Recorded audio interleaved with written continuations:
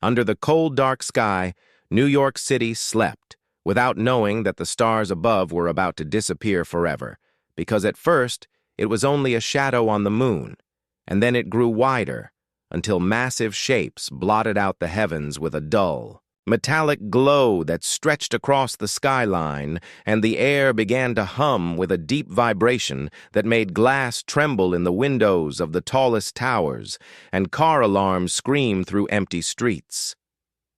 Captain Morgan Hayes sat inside the dimly lit control room of the U.S. Space Force East Command, watching the live feed from orbit and feeling his jaw tighten as strange angular ships filled the screen, their hulls bristling with spines and ridges that caught the faint light of the sun. As if showing off trophies of old wars, the alien broadcast came through without warning, on every channel, in every language, their words dripping with scorn. Soft creatures of a heavy stone world, your time is over, and your resistance is laughable. Morgan's fingers curled into fists, but he said nothing, just stared at the data feeds, while the room filled with murmurs and the sound of clicking keyboards outside the base.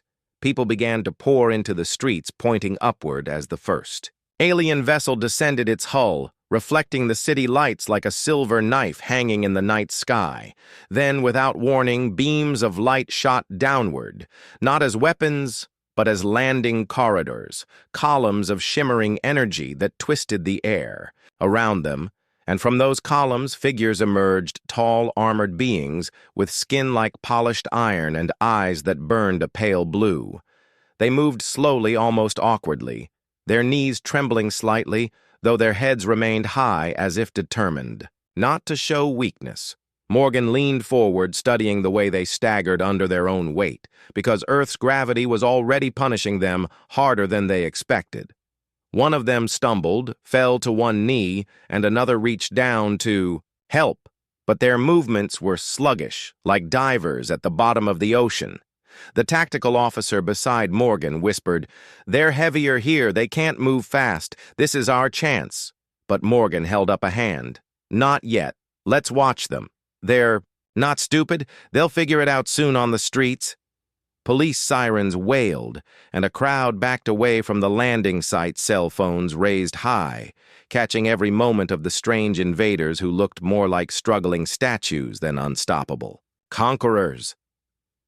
One alien raised a strange staff and spoke into a small glowing device in its armor. The translation came through on nearby speakers, adapting environment, increasing mobility within 12 cycles. Morgan knew that meant hours, not days, which meant the window to exploit their weakness was closing fast. He ordered silent reconnaissance drone deployment, no direct engagement, yet the drones slipped into the air like shadows and followed the alien patrols as they moved through the city, testing their steps, adjusting their posture. It was almost eerie to see their learning curve in real time each minute. Their pace steadied, each turn of their heads became sharper, each scan of their surroundings more confident. Then without warning, one of the drones caught a glimpse of something new being offloaded from a second ship. A set of sleek exosuits, black and jointed like insect armor. The aliens began fitting them over their already intimidating frames.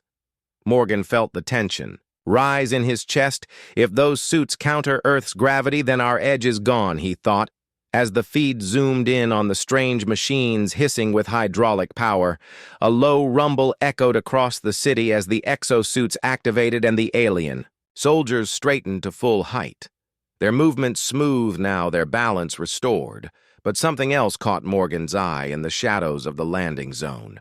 A much larger shape was being moved, a weapon unlike anything in their database, its core pulsing with faint green light. The analyst whispered, "Sir, that's no gun. It's a field projector." Before she could finish, the image flickered static, swallowed the feed, and then it returned with a wide shot of the alien commander staring straight into the drone's lens, his voice deep and cold in perfect English.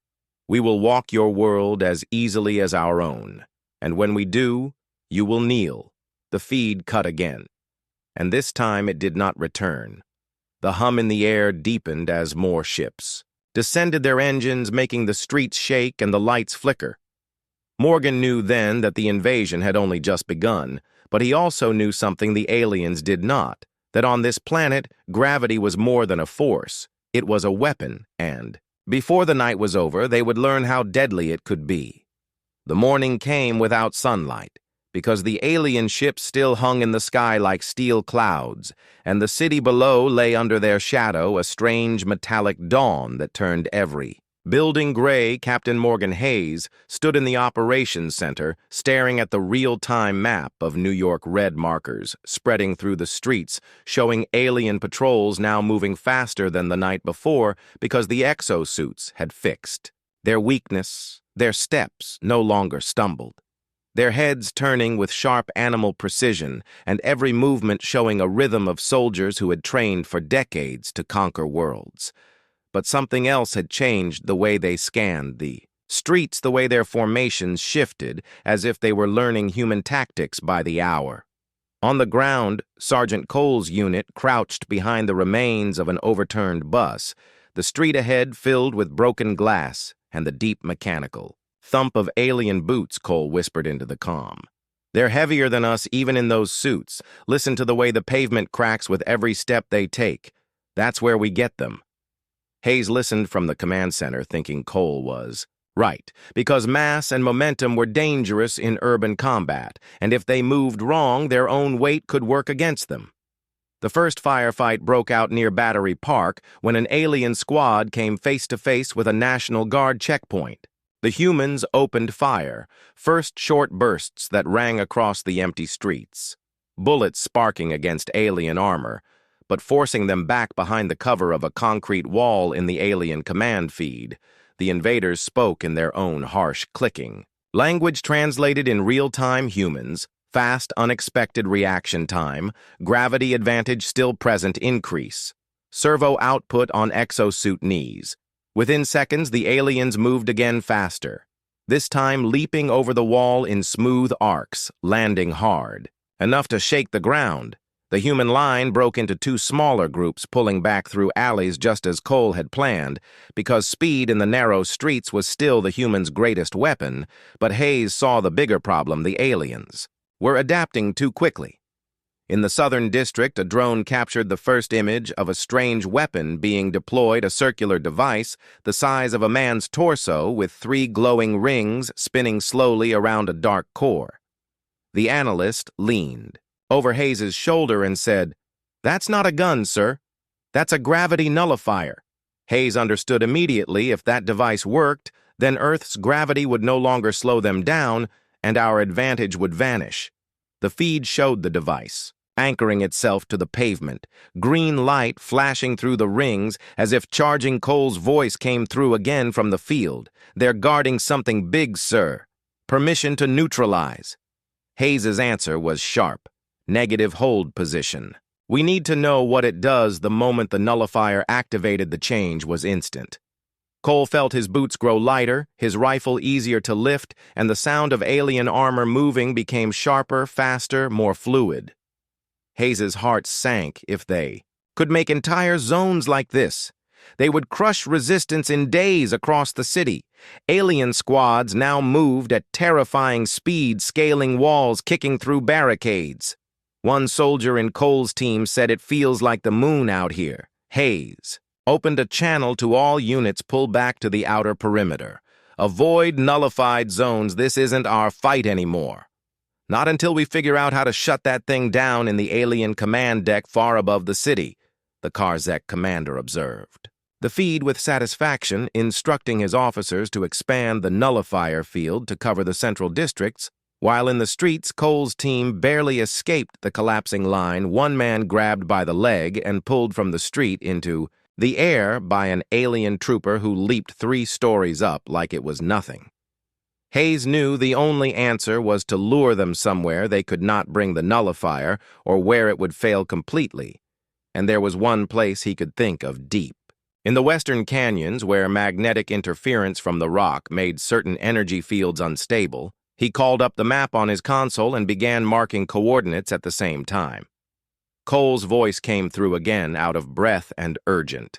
Sir, they're pushing north faster than we can run, and the nullifier is moving with them. Hayes tightened his grip on the console. We're not going to outrun them. We're going to drag them into a place they won't walk out of the comm line. Went silent for a moment before Cole replied, Roger that, sir. Just tell me where the trap is, and I'll make sure they step right into it. But even as Hayes gave the coordinates, he knew the window was closing because the aliens weren't just adapting to Earth's gravity anymore, they were starting to master it. The canyon stretched like a dark scar across the western wilderness, a place where the sun rarely touched the bottom and the air was heavy with dust. Captain Morgan Hayes had chosen it because deep within those jagged walls, magnetic interference scrambled long-range scans and disrupted the alien nullifier technology, but getting the enemy here would not be easy in New York. The fighting had turned brutal as the gravity nullifier zones spread block by block, shrinking the city's safe ground to small pockets. Cole's unit moved fast through the streets, chased by alien squads, leaping over wrecked cars and rooftops with terrifying speed. The lightness in the air made every movement strange, every jump carrying them further than instinct. Expected, sometimes making them crash into walls, but the aliens adapted faster, bounding after them with the smooth grace of predators. The mission was clear: fall back west, draw the enemy with them, but make it look like retreat. Not strategy. The civilians already evacuated through hidden subway lines, so the city was now a hollow battlefield, filled with echoing gunfire and the metallic thump of alien boots. Cole led the last squad out over the Hudson, using a stolen alien transport skimming. Low over the water, its hull still scarred from the earlier firefight in the command center. Hayes watched their path on the tactical display, knowing the Karzek commander would not let such a defiant human unit escape without pursuit. And indeed, the alien ships followed 3 fast attack craft diving low, their engines howling through the morning air. Hayes opened a comm to Cole. Keep them on your tail. No sudden turns. We want them eager, Cole replied in a tense voice. Trust me, sir, they're eager. Once past the river, the land turned wild, broken hills giving way to ridges sharp enough to slice the wind. The human transport dived between them, forcing the alien craft to slow, but not enough to lose sight in orbit. The Karzek commander studied the chase, his advisor clicking in their harsh tongue. Prey is heading into unscanned territory. Commander's eyes narrowed. Then we will scan it with their bones on the canyon rim. Hayes stood with a forward unit waiting in the shadows of the cliffs, the roar of engines growing louder until the first alien craft streaked overhead, its shadow sliding across the rock face. Cole's transport shot through. Seconds later, a line of alien infantry in pursuit, their exosuits kicking up dust. With each pounding step, the humans opened fire from the cliffs above the canyon walls, lighting with muzzle flashes. The aliens scattered into cover, returning fire plasma bolts sizzling against stone. The plane was working. They were inside the canyon, and already their movements seemed heavier, slower, like something unseen was pulling at them harder. Hayes could see the strain in the way their legs buckled slightly. Magnetic interference was eating at the nullifier's stability. But the aliens still fought hard. One squad pressed forward under covering fire, getting dangerously close to Cole's position. Hayes gave the signal. A set of charges buried deep in the canyon floor detonated with a thunderous crack, sending up a wave of dust and rock. The aliens stumbled under the impact, their formation breaking. Hayes and his team surged forward, rifles blazing, the sound echoing between the cliffs here under partial normal gravity. The aliens were no longer graceful. Every movement cost them more energy, their speed dropping enough for humans to match them blow for blow. Cole slammed into one in close combat, using the heavy stock of his rifle like a hammer. The alien went down hard, his exosuit sparking. Hayes moved like a shadow through the dust, firing in short bursts, hitting joints where armor was weakest. But the Karzek were not retreating. They were pushing deeper, as if determined to prove they could master this place too. Then, from far above, a low vibration rolled. Through the canyon, Hayes froze. That sound was no ordinary engine. It was the hum of an orbital drop ship lowering something massive into the fight. The comm crackled with a spotter's voice. "Sir, they're bringing in more than troops. I see a heavy carrier, and it's deploying something big on the ridge." Hayes looked toward the narrowing walls of the canyon and felt the shift in the ground beneath his boots as the nullifier's green light began to flicker back to life. They were trying to stabilize it here. If they succeeded, the canyon would no longer be safe for the humans. He raised his comm to Cole. "We have to end this now, before that thing comes online." Cole didn't answer right away, his voice finally coming through heavy with, "Breath, I can take the charge pack to the ridge, sir, but I'll need cover." Hayes didn't hesitate. "Go and don't look back." But even as Cole moved, Hayes knew the fight had only just begun, and the enemy was not going to give them another easy advantage. The dust in the canyon hung like smoke, turning the sunlight into dull amber streaks that barely reached the ground.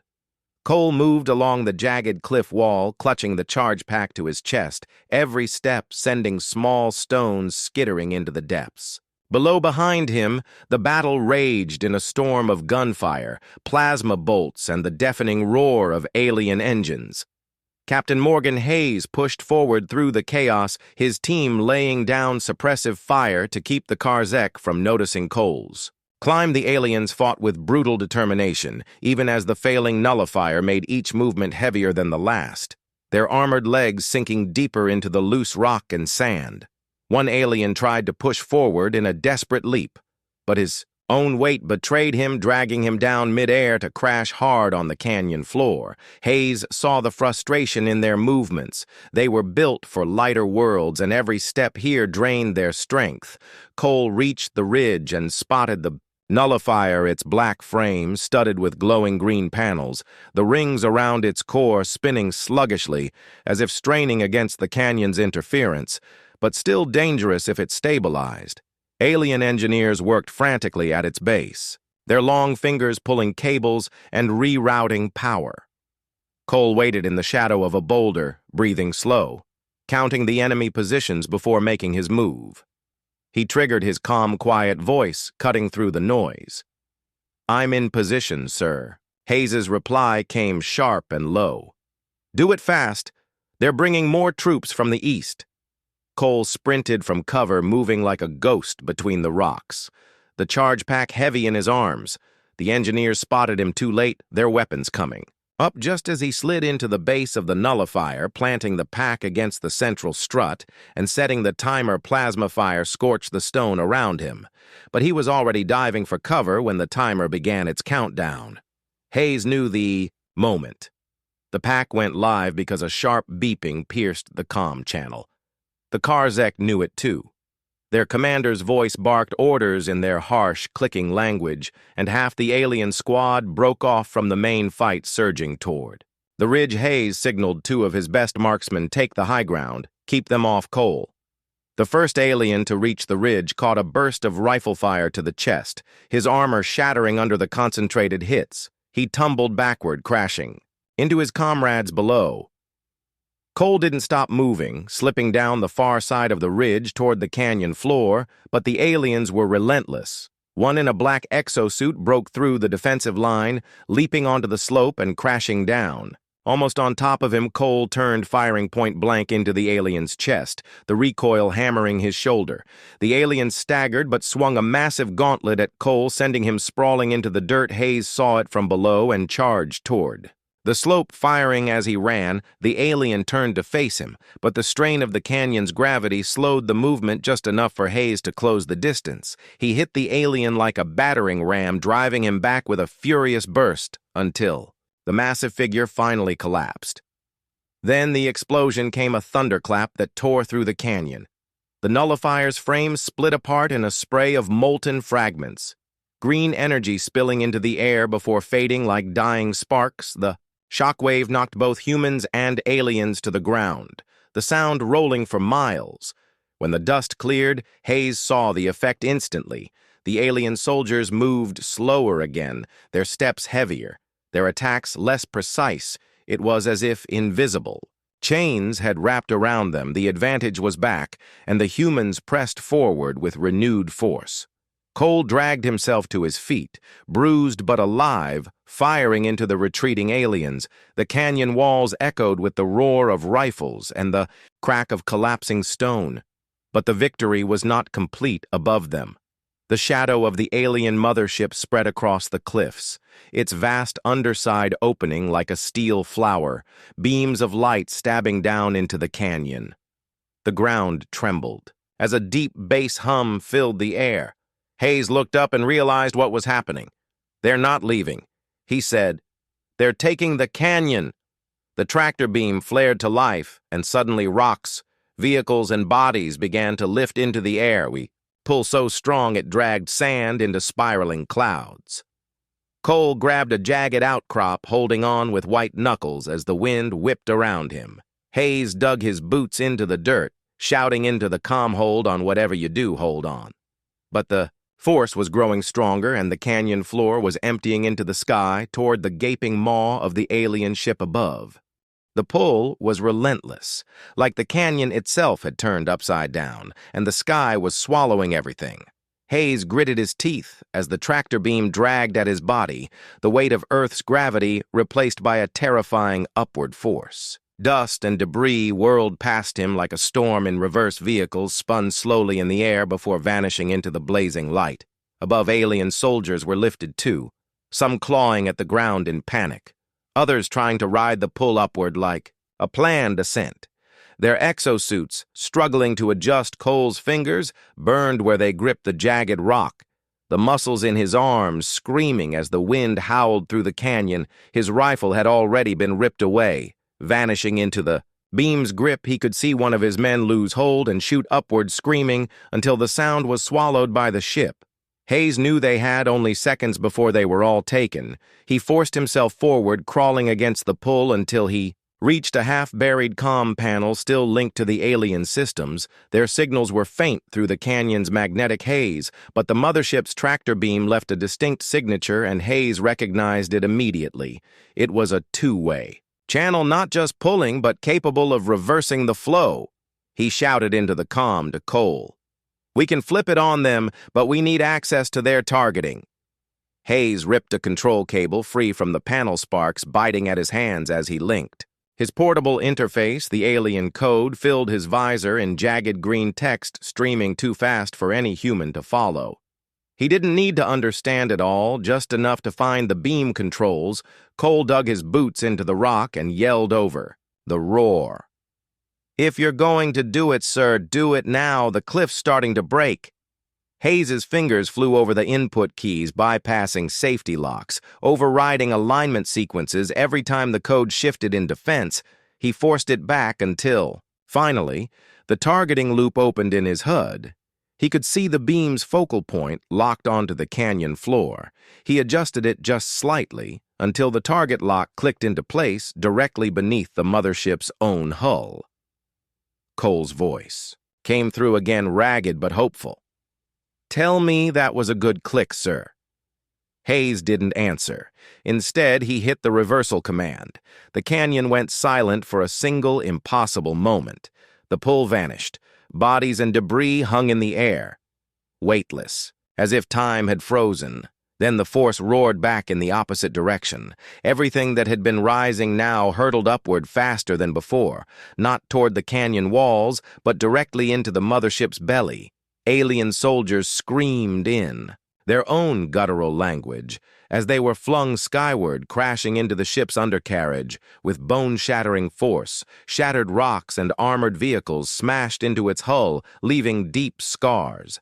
Cole clung tighter as the beam tore more and more from the ground and slammed it into the alien vessel. The ship tried to shut the beam down, but Hayes had locked the controls, their systems flashing warnings they couldn't override. In time above the canyon, the massive craft shuddered. Under the impacts, panels buckling, as explosions bloomed along its lower decks, smaller ships scrambled to pull away. But the beam's field caught some of them too, smashing them together in violent mid-air collisions. The heat from re-entry started. to lick at the mothership's hull as it dipped lower than it should, the strain of the reversed pull dragging it toward the planet. Hayes watched as the structural integrity readings flickered red across the stolen display. The Karzek commander appeared on one last intercepted feed, his voice filled with disbelief. "Heavy worlders cannot do this." His words cut off as another impact shook the image apart. Cole managed a strained laugh through the comm. "I think we just did." Sir Hayes kept the reversal active until the beam's core overloaded with a blinding flash. The pull stopped for good. The mothership, now caught in Earth's gravity, without its stabilizers, began to fall slowly at first, then faster, the vast shadow tilting as it descended, smoke and fire trailing from its hull. It was going down into the ocean west of the canyon, and nothing was going to stop it. Hayes turned to Cole and shouted, "Move! We've got to get clear!" The two of them scrambled along the crumbling cliff. As the shock wave of the ship's impact began to rumble through the earth, the sound like 1,000 storms breaking at once, the alien vessel slammed into the water miles away, sending a wall of spray high into the sky. The roar of destruction, rolling over the land. Hayes looked back only once to see the wreckage sinking beneath the waves, burning pieces still falling from the clouds. But he knew the war wasn't over. This was only one ship, and the Karzek had more somewhere out there, waiting to strike again. The ocean still boiled where the mothership had gone down, black smoke curling into the sky and drifting east with the wind. Hayes stood on the rocky cliff above the canyon, his armor streaked with dust and ash. Cole limped. Up beside him, one arm pressed to his ribs, both men silent as the echoes of destruction faded into the distance below them. The canyon was a graveyard of shattered alien machines, torn exosuits, and twisted metal shards. The air still thick with the smell of scorched stone, but the fight here was over. Hayes turned his gaze to the horizon, knowing that beyond it, the surviving Karzek forces would be regrouping, because their kind never accepted defeat without trying to reclaim their honor. Already the comm channels buzzed with reports, alien troops pulling back toward the crash site, others moving toward extraction points as smaller ships descended to collect them. Cole adjusted the strap of his rifle and asked quietly, "You think they're coming back?" Hayes didn't hesitate. "They always come back, but next time they'll know exactly what they're walking into, and that's our advantage now." Cole frowned. "What advantage, sir? We just threw our best punch." Hayes glanced down at the canyon floor where the bodies of the Karzek lay heavy, and still even in death their limbs strained under Earth's gravity, as if the planet itself refused to release them. He nodded toward them. "This place, this planet, it shapes us in ways they can't copy. No matter what tech they bring, our weight is our strength, our air, our pressure. Every step we take here is training for a fight. They'll never win unless they make this world their own in orbit. Debris from the destroyed mothership, still, burned like falling stars streaking through the atmosphere. The surviving alien fleet kept its distance, their command network fractured without the primary vessel. Hayes listened as intercept teams reported snatches of their chatter-full retreat, signals mixed with desperate calls for reinforcements. Then something unexpected. The alien distress code wasn't just going to their fleet, it was broadcasting into deep space, far beyond the solar system. Cole caught the same transmission on his portable receiver, frowning at the strange harmonics in the signal. "You think that's a call for help?" Hayes answered grimly. "No, that's a warning. They're telling someone else." "What we did." The two men stood in silence for a moment, watching the sky where streaks of fire still marked the alien defeat. Then Hayes activated his long-range link to Central Command. "This is Captain Hayes' Canyon operation. Complete mothership. Destroyed. Nullifier tech. Recovered. Recommend immediate analysis and defense expansion around all major cities." Central Command's reply crackled through with static. "Understood, Captain. Be advised, long-range scans picking up unknown objects at extreme range, possible Karzek reinforcements. Hayes shut off the channel and turned to Cole. "We have days, maybe less." Cole gave a short nod. "Guess we get to test just how much they learned from this beating." The sun dipped lower, casting long shadows across the canyon, the wind carrying the faint hiss of waves breaking. Against the faraway coast, Hayes felt the weight of the coming battles, but also a fierce certainty the Karzek had underestimated humans once, and Earth's gravity had crushed them for it. If they returned, they would find a world ready and a people forged by the very force that had broken them. As the night deepened, the surviving human units moved out of the canyon, their boots crunching on the rock. Each step a reminder of the strength in their bodies, strength no alien could mimic. Hayes and Cole walked at the rear, keeping watch, as the last soldiers left the battlefield overhead. The stars began to shine again, clear of the alien shadows for now. But somewhere out there beyond the edge of human sight, new ships might already be on their way. The thought didn't scare Hayes, it sharpened his focus. He looked to Cole and said in a low, steady voice, "Welcome to Earth, survive it if you can." Cole managed a tired grin, and together they disappeared into the dark, knowing the war for their world had only just begun.